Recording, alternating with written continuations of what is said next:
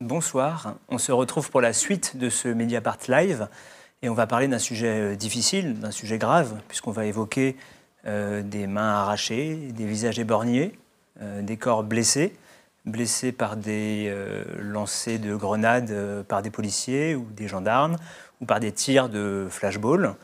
Donc on va accueillir sur notre plateau des personnes qui ont été blessées, la mère d'un jeune homme dont la main a été arrachée, et puis une secouriste qui va nous parler un peu des manifestations et de la violence qui s'y déroule. Et juste avant, pour parler peut-être de la responsabilité de l'État et de la responsabilité des forces de sécurité, on va discuter quelques instants avec Karl Lasque. Bonsoir. Bonsoir. Tu es le journaliste à Mediapart spécialisé sur ces questions de maintien de l'ordre et de violence policière. Et tu étais déjà présent il y a un mois sur le plateau, le 12 décembre, pour parler déjà de la responsabilité de l'État, de la stratégie qui est choisie pour ce maintien de l'ordre. Et tu décrivais une escalade de la violence, en fait. Donc, tout simplement, aujourd'hui, le 16 janvier, un mois plus tard, où en est-on et comment est-ce qu'on peut décrire la situation et comment est-ce qu'elle a évolué ?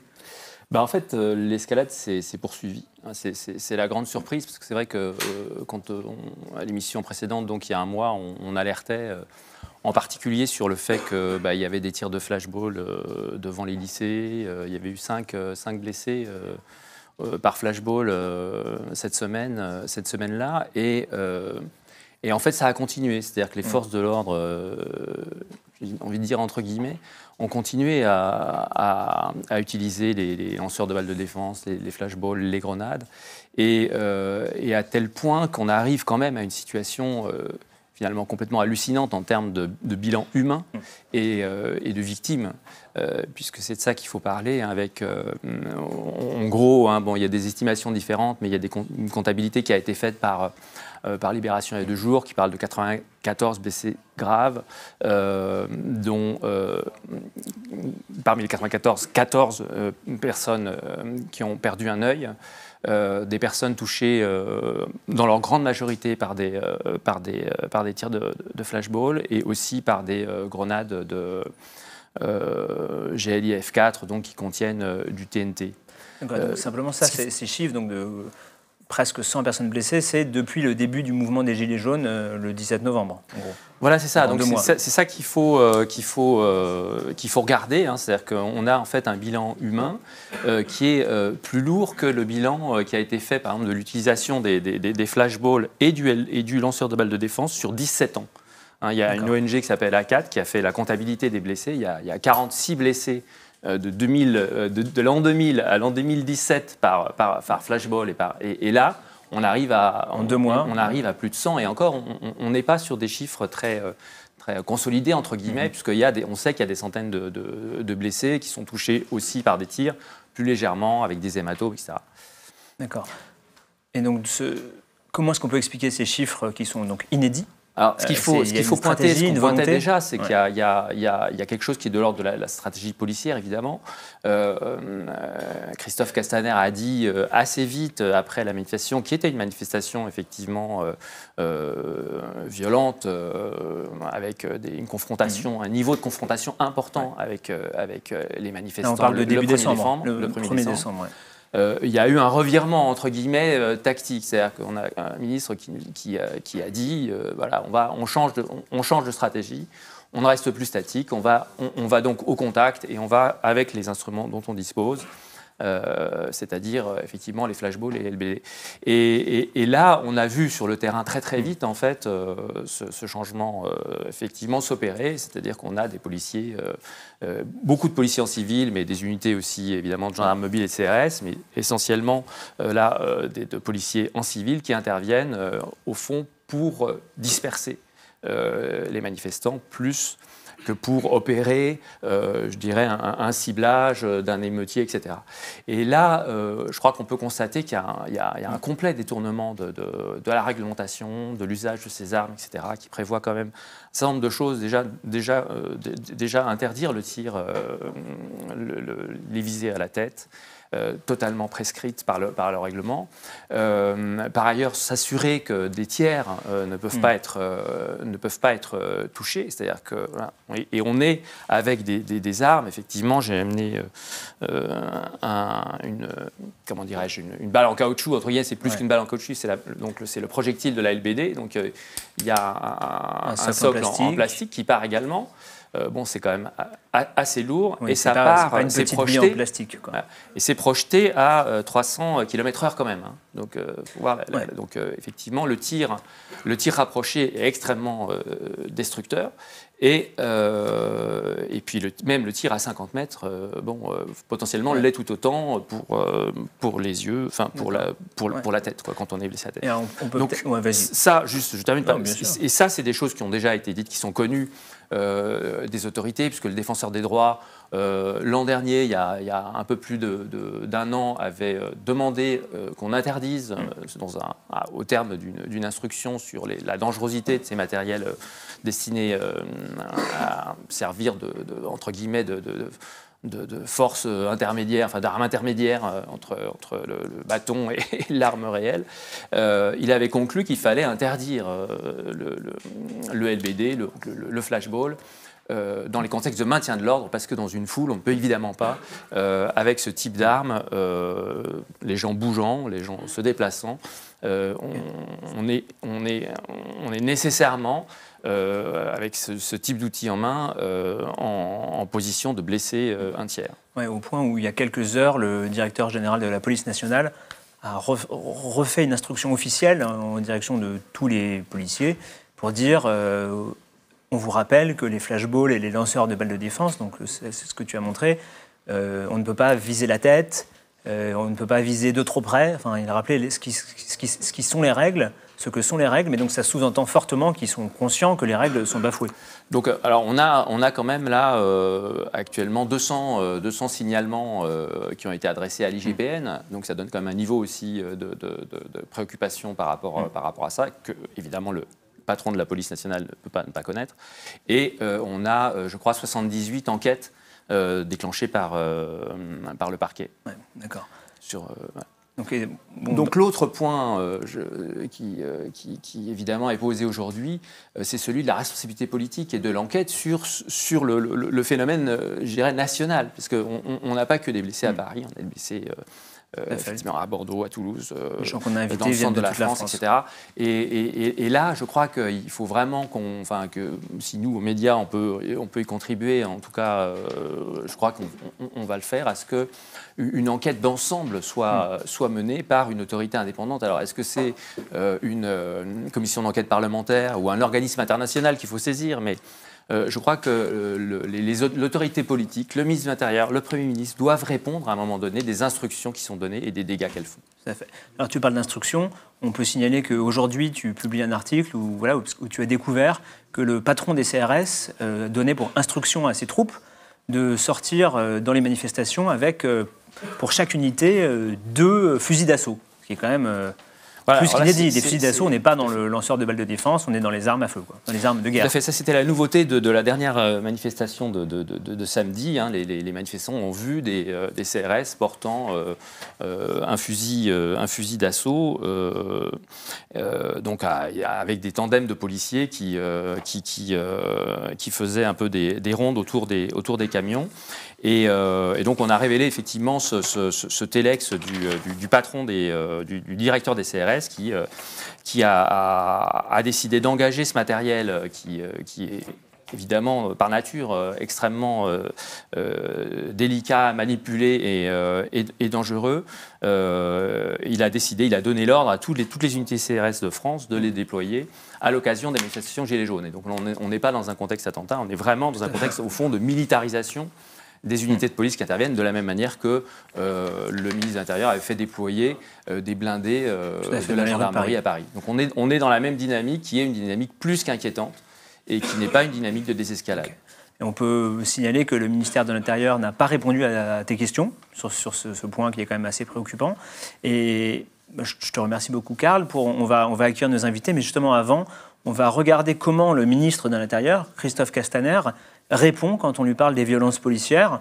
où en gros il dit qu'il n'y a aucun souci. Donc on regarde la vidéo et puis ensuite on en parle avec nos invités. Et merci beaucoup Karl. Merci. On regarde.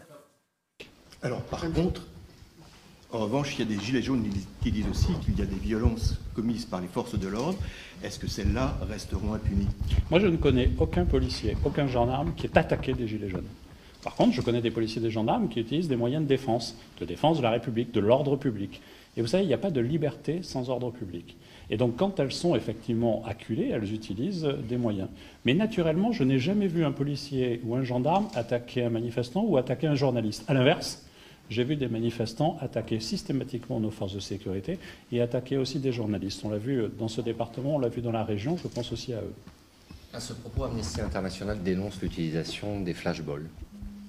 Moi, vous savez, chaque fois qu'il y a une plainte, elle fait l'objet d'une instruction. Et c'est normal. Nous devons à la fois l'exemplarité et la transparence. Ensuite, il faut bien avoir en tête que face à de la violence extrême, il faut des moyens de défense.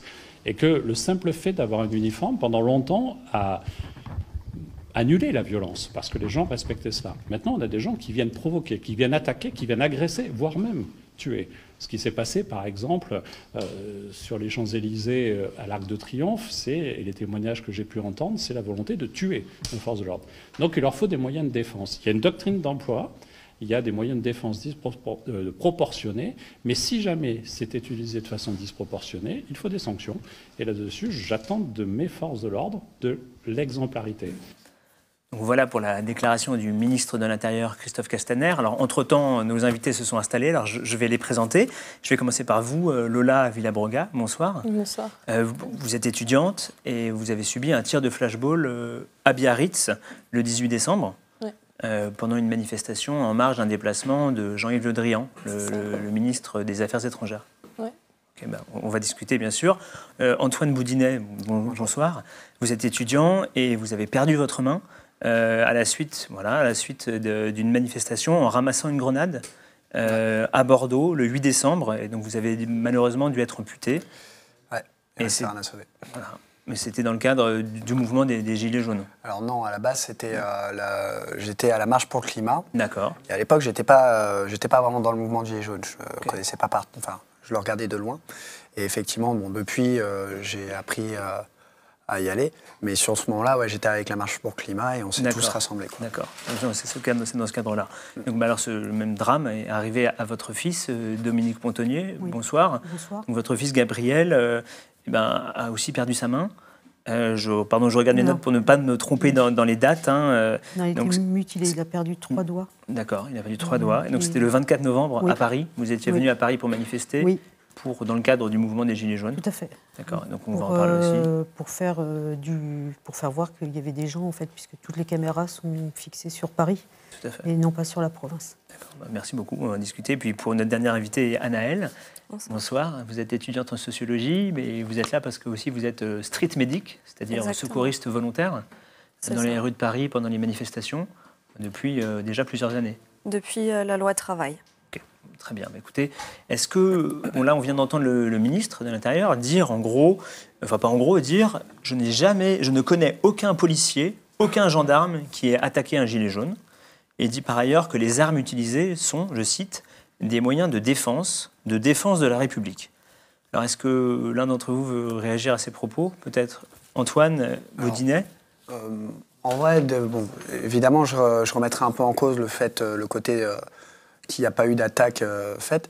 Mais à mon avis, et ça n'engage que moi, mais c'est pas vraiment le débat, en fait. Effectivement, le débat est plus porté sur la dangerosité des armes qui sont mises à disposition, quand on sait notamment que c'est pas rare qu'il y ait des gens qui ramassent ces grenades, qu'il y ait des gens qui se les prennent souvent, qui se prennent souvent les flashballs en pleine tête. Pour moi, voilà, c'est là qu'est le vrai problème. C'est le fait qu'on utilise et qu'on mette à disposition des armes dont on sait qu'elles sont dangereuses et dont on a vu qu'effectivement, voilà, c'est pas des pertes anodines, quoi. Tout à fait. Elles mutilent, ces armes qui mutilent et qui... Déjà, c'est trop, mais... Tout à fait. Et là, on est malheureusement bien plus qu'un cas en 2 mois, quoi. C'est ça. Et alors, si je ne m'abuse, vous avez porté plainte contre, en gros, l'État. Oui, alors c'est le service de l'État. Voilà, c'est ça. C'est une plainte contre le ministre de l'Intérieur, effectivement, M. Castaner, ainsi que le préfet de police, Non, le préfet de Gironde, pardon. Et parce que voilà, c'est eux qui sont responsables de la mise à disposition de ces armes et des ordres qui sont donnés aux forces de l'ordre. Et en vrai, peu m'importe de savoir si, moi personnellement, peu m'importe de savoir si les policiers sont violents ou pas. Le problème, c'est que quand on a à disposition de telles armes, c'est sûr qu'à un moment, il peut se passer quelque chose qui va... Voilà, même s'ils étaient de mieux intentionnés du monde, c'est sûr qu'à un moment, il y aurait des accidents. Et voilà, je ne devrais pas avoir à le dire à voix haute, mais on ne jette pas des explosifs sur les gens. Malheureusement, effectivement, il faut le dire à voix haute aujourd'hui. Oui, apparemment. Okay. Lola Villabroga, quand vous entendez que c'est des moyens de défense qui sont utilisés, comment vous réagissez? Parce que je peux rappeler que vous étiez, d'après votre récit, vous étiez donc à Biarritz, debout sur un banc, en train de filmer avec votre téléphone, sans être menaçante, sans porter de masque, de cagoule, de batte de baseball. Comme personne d'ailleurs qui était présent. Voilà. C'était absolument pacifique et pas de situation de chaos. Et il y a eu un usage totalement disproportionné du flashball. Vous avez été visé au visage, quoi. Ouais.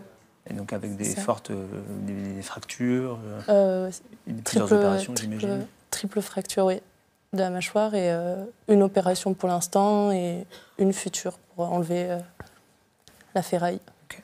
D'accord. Et qu'est-ce que vous inspire les mots du ministre, donc en gros les mots du gouvernement, qui ne s'excuse pas, qui pour l'instant ne reconnaît pas? On est dans un déni pour l'instant. C'est ça, on est dans un déni total et je trouve ça totalement c'est alarmant en fait de voir qu'on est ignoré alors que pourtant c'est tellement gros.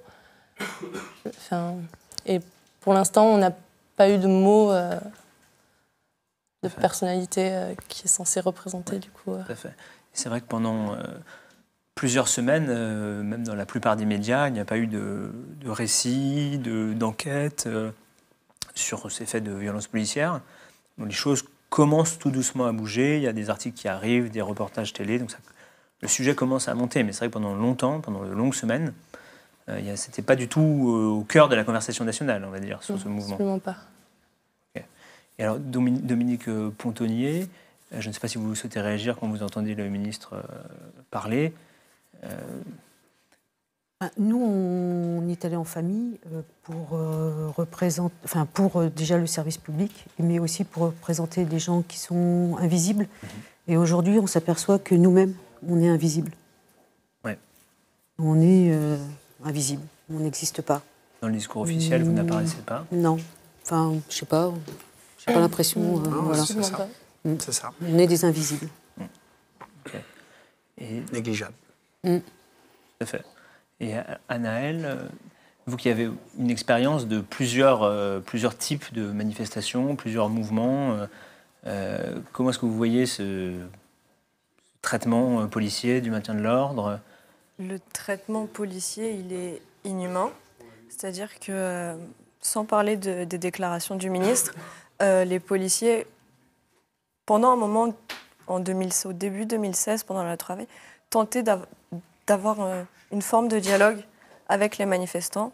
Aujourd'hui, le dialogue, il se fait à la grenade, au flashball, avec des blindés, des canons à eau sur des blessés.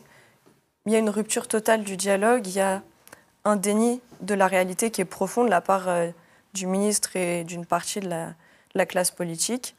Et il y a aussi c'est un déni total de la réalité de ce qui se passe et un manque de considération profond pour les gens parce que des victimes des violences policières, il y en a depuis toujours.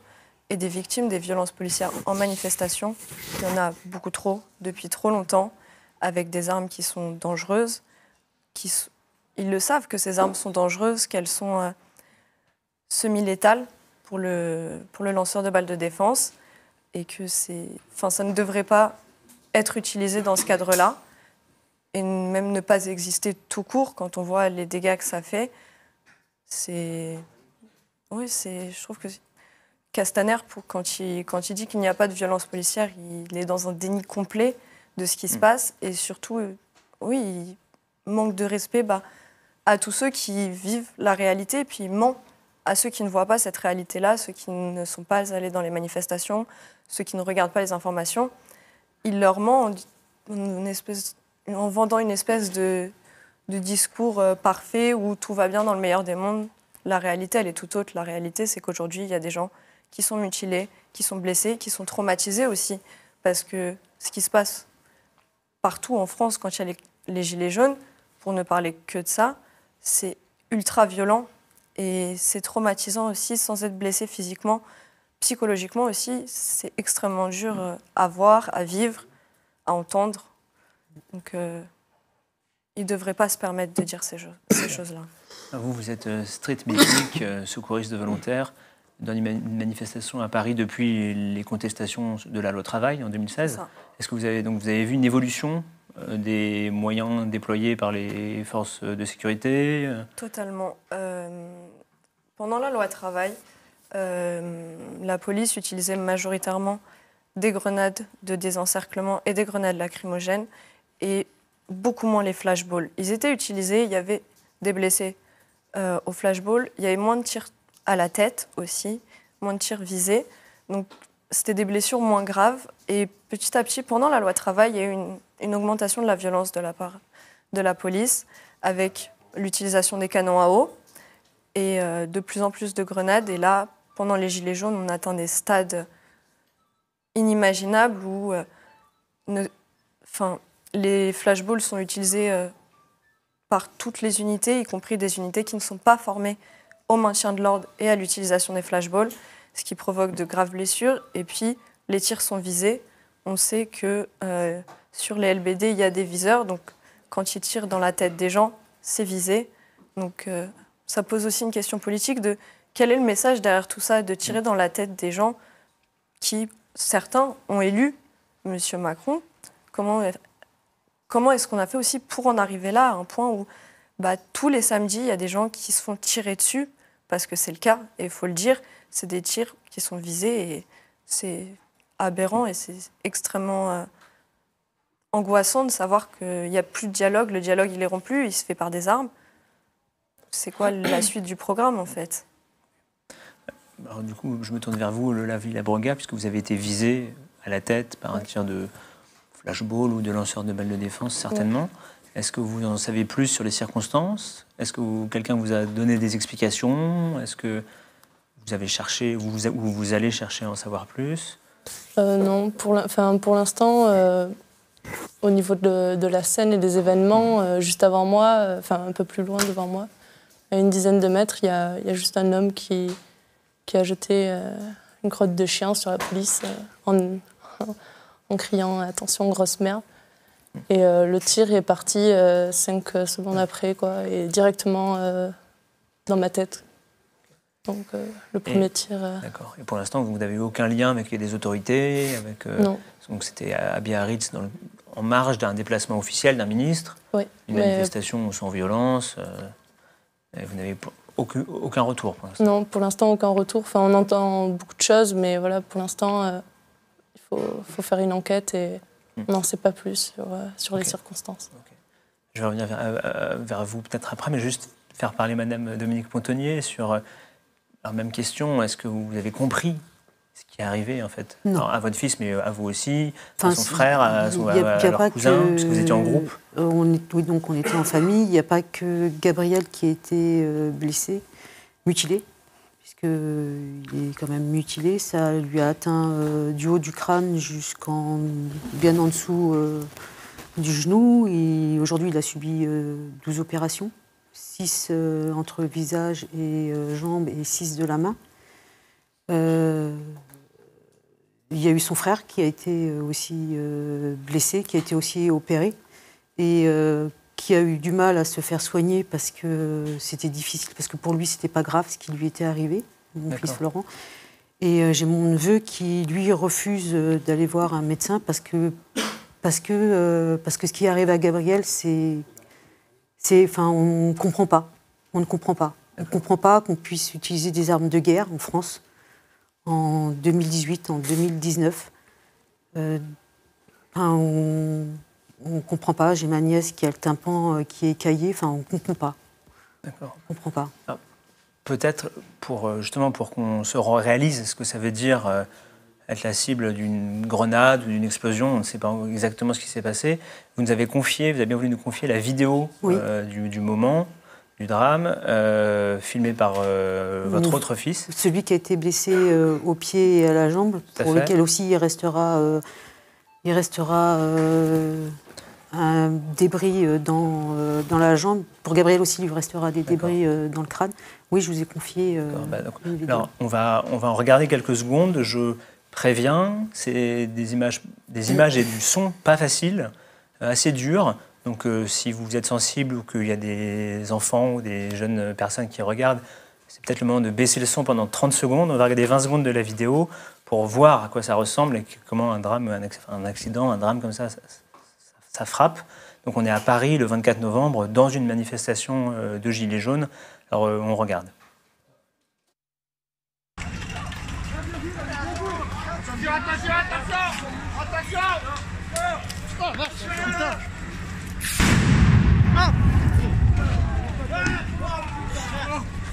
Oh putain, viens, il a plus de main, Viens,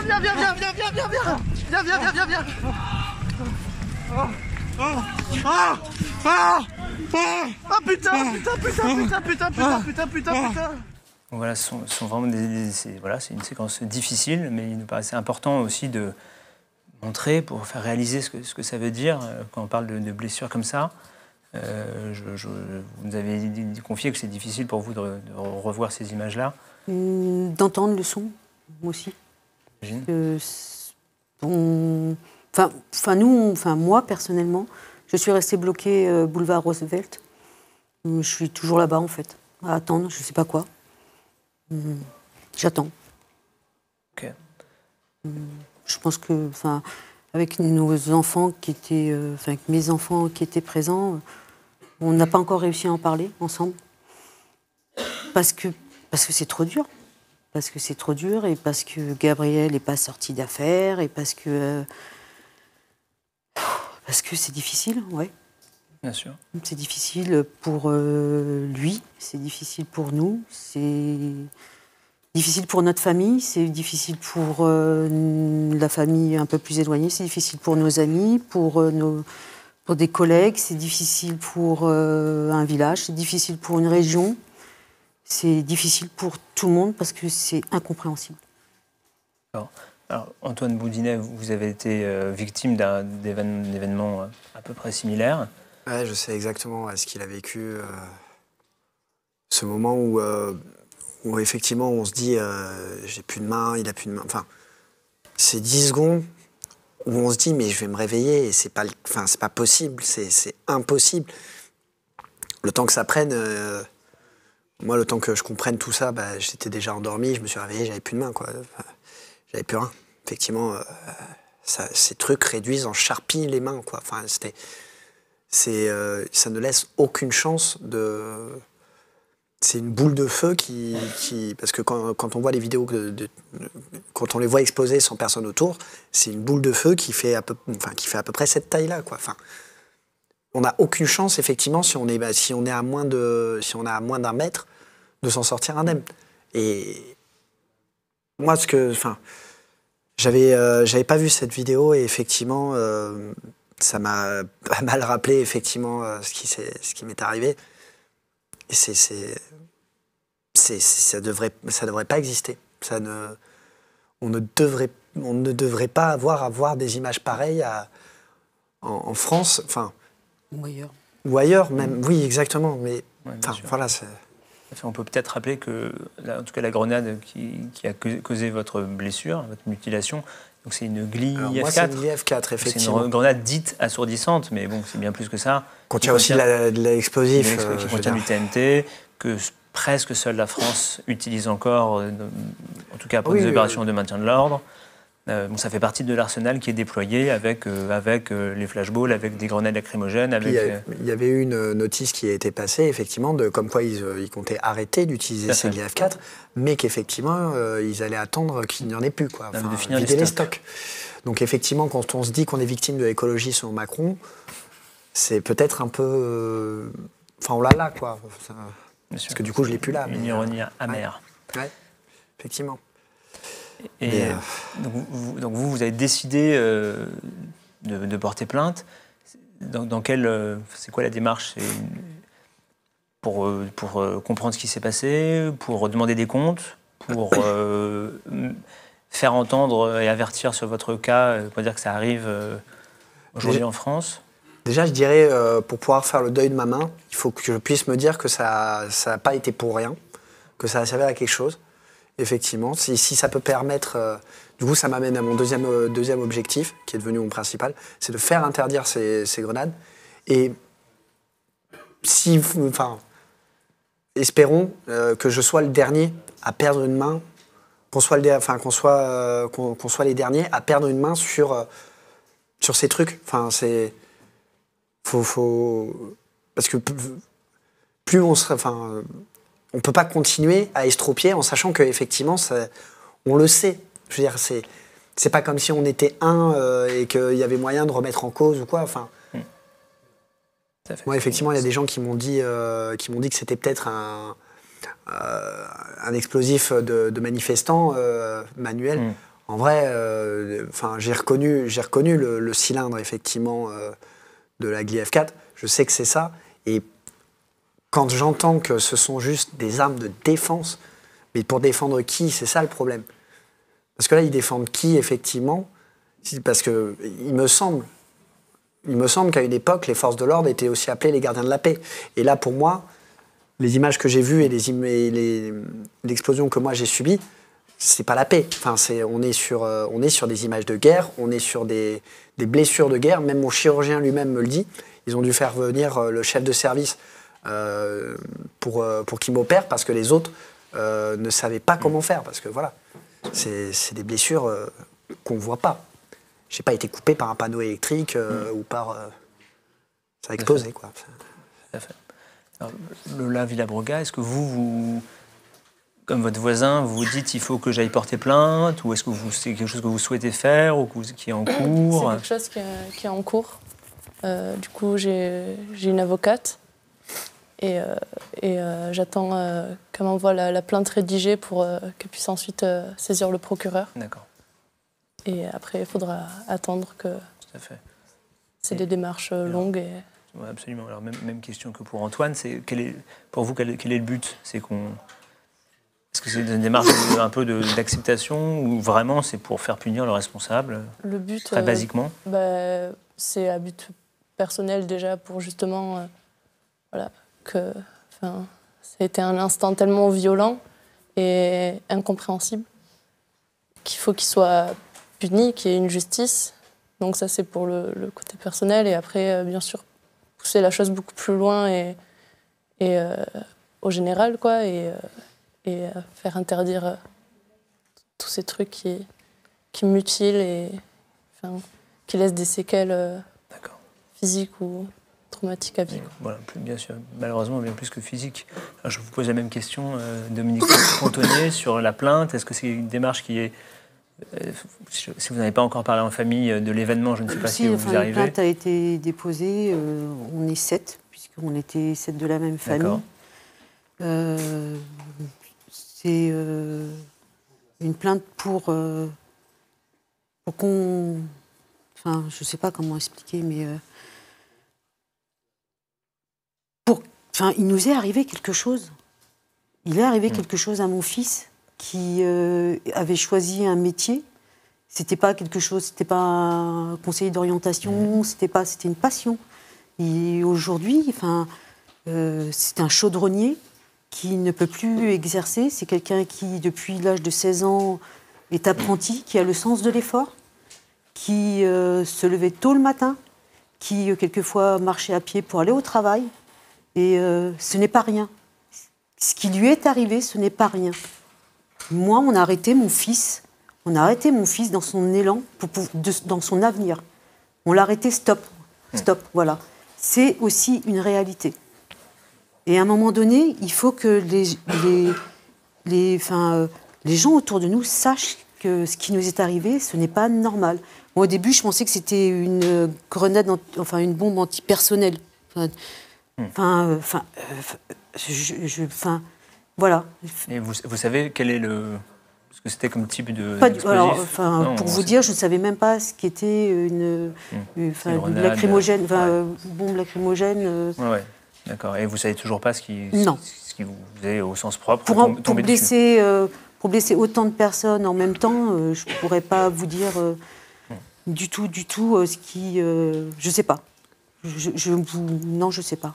Je sais pas. En tout cas, moi, ce que je vois, c'est mon fils qui est mutilé, qui est blessé du haut du crâne jusqu'en bas, tout le côté droit. J'en ai un autre qui a été aussi opéré des 2 pieds et qui va aussi garder des choses dans le corps. J'ai un neveu qui a été blessé, j'ai une nièce qui a été blessée, j'ai ma fille qui perd ses cheveux parce qu'elle fait du psoriasisme depuis. On est tous sous médicaments. Voilà, la réalité, elle est là. Oui, on a porté plainte. D'accord.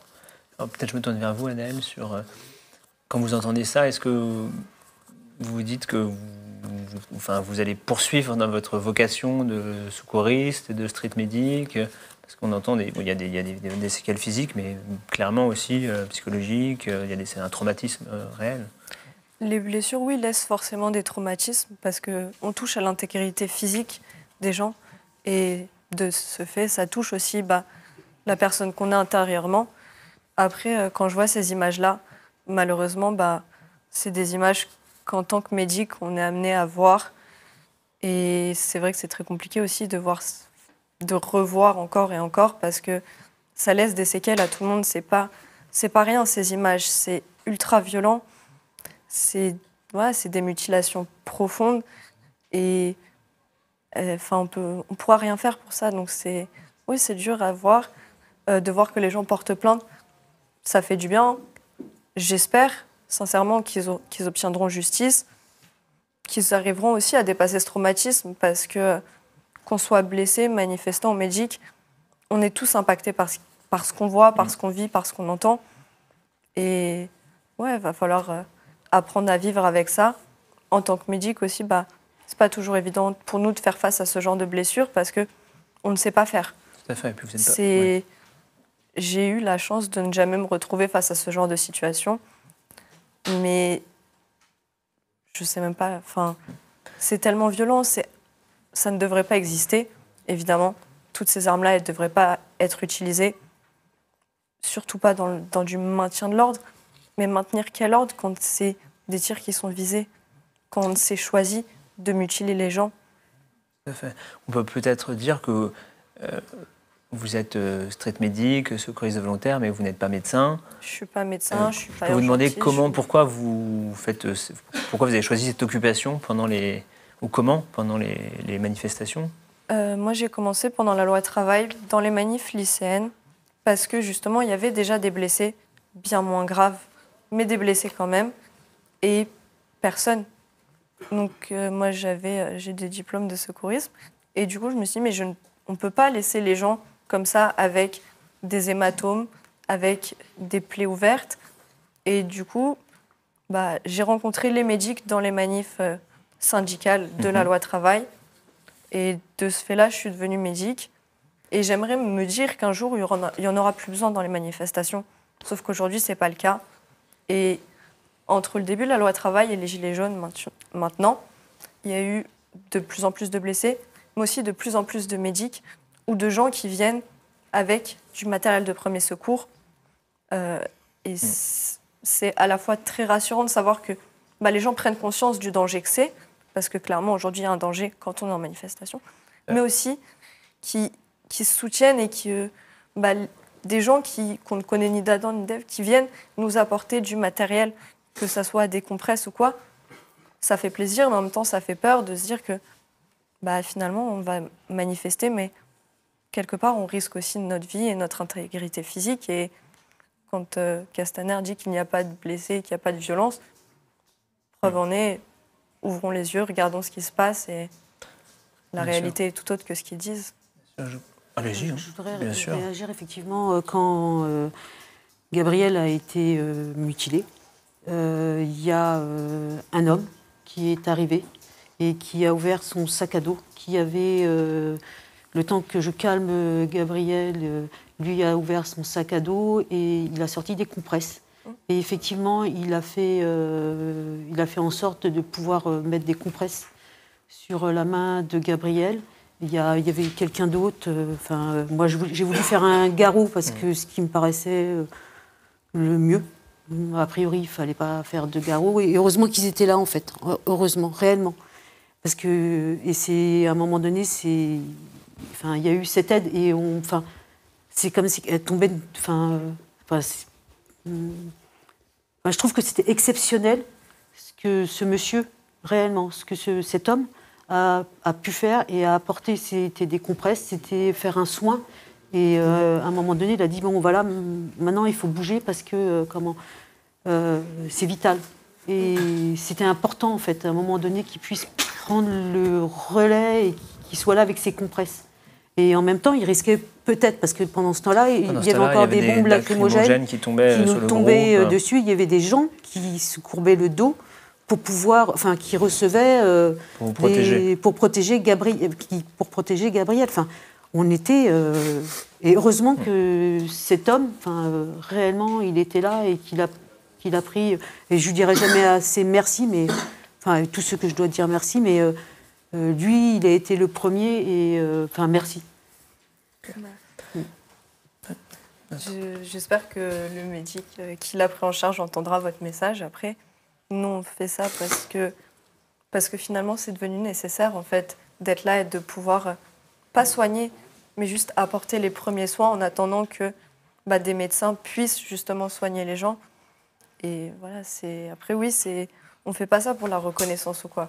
On fait ça parce que c'est devenu nécessaire et que c'est aussi important, je pense, en tout cas pour moi, c'est important de me dire que je peux aider des gens et pas leur sauver la vie. On n'a jamais juré cette prétention-là. Mais ouais, de faire quelque chose pour que ça aille à peu près en attendant que ça puisse aller mieux, si un jour ça peut aller mieux. J'ai encore les yeux, je vous en prie. Même si vous n'attendez pas de reconnaissance, acceptez qu'on puisse vous dire merci. C'est important. C'est important pour nous, pour ma famille, c'est important pour moi. J'entends vraiment. Ça me touche beaucoup. On est content pouvoir donner l'occasion de faire de cet échange. J'ai encore une question pour vous, peut-être surtout pour vos proches, votre entourage. Est-ce que vos blessures ont eu une conséquence dans l'implication, dans le mouvement? Alors vous l'avez dit vous-même au départ, Antoine, vous n'étiez pas, vous ne vous identifiez pas au mouvement des Gilets jaunes. Finalement, ça vous a précipité dedans, j'ai l'impression. Oui, c'est-à-dire que là, effectivement, mais c'est un cercle vicieux, c'est-à-dire toujours la haine, la colère, effectivement. Voilà, c'était.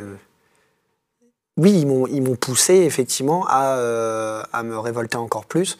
À retourner dans les manifestations parce que j'avais arrêté d'y aller.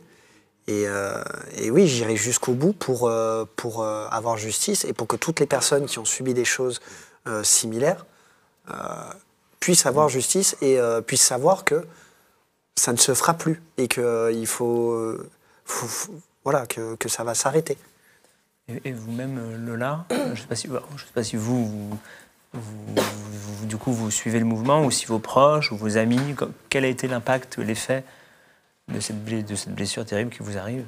C'est ça le truc, c'est qu'ils font du mal personnellement à une personne et ensuite c'est tout l'entourage qui subit un peu toute cette pression et la colère, elle se répand un peu partout et c'est vraiment être à vif et c'est difficile de gérer ces émotions et moi, je ne sais pas trop ce que je ressens, si je suis triste ou pas, ou si je suis en colère. J'ai juste des moments de lucidité où ça me met hors de moi, mais voilà, c'est ça, c'est le dégoût de tout ça pour l'instant. D'accord. Et alors, je ne sais pas si vous souhaitez réagir ou si vous avez assisté à ça. C'est-à-dire que est-ce que en gros, la violence entraîne une détermination plus forte, voire des envies de revanche. Je ne sais pas si vous souhaitez répondre. Pour moi, nous, on est à penser nos blessés. Donc on n'est pas, on est stoppé, on est à l'arrêt, on est les deux pieds dans le ciment, on est à penser nos blessés, on n'est pas, on se projette pas, on n'est pas dans la projection, on n'est pas, on est bloqué. Tout à l'heure je disais qu'on est bloqué boulevard Roosevelt. Ouais. Là c'est une vraie réalité. On n'est pas du tout, non, on se projette pas. Okay. Vous souhaitez de repartir alors. Et vous, Annelle, je ne sais pas si vous avez assisté ou si vous avez déjà été témoin de réactions. Oui, généralement, passer la première phase où on ne comprend pas ce qui se passe, une fois qu'on voit la réalité, on est traversé par toutes sortes d'émotions qui sont compliquées à gérer et de démêler tout ce qui se passe. Après, oui, ça donne pour certains la force de se battre, de se dire que puisqu'il nous est arrivé ça, il faut se battre pour. Et c'est extrêmement important parce que, oui, ces armes, il faut qu'elles soient interdites parce que c'est beaucoup trop dangereux. Et ça fait plaisir de voir que les gens, malgré tout ce qu'on a pu leur faire, ils gardent, oui, cette envie de se battre, d'aller de l'avant et puis de mener leur combat, quel qu'il soit, que ce soit par le biais de la justice ou par les manifestations, de se faire entendre. C'est, je pense, ce qui est primordial et surtout de montrer la réalité de ce que ces armes provoquent et de qui provoque l'utilisation de ces armes aussi, parce que la commande de flashball qui a été faite pour Noël, elle n'est pas anodine. Une commande de flashball multi-coups. Voilà, des LBD 6 coups, 8 coups. Enfin, c'est quoi le but derrière tout ça? C'est de ne pas toucher une, mais 8 personnes à la fois. Écoutez, on va s'arrêter là, puisque le temps nous est compté malheureusement, mais je vous remercie beaucoup d'être venu pour partager votre expérience et vos témoignages. Merci à vous.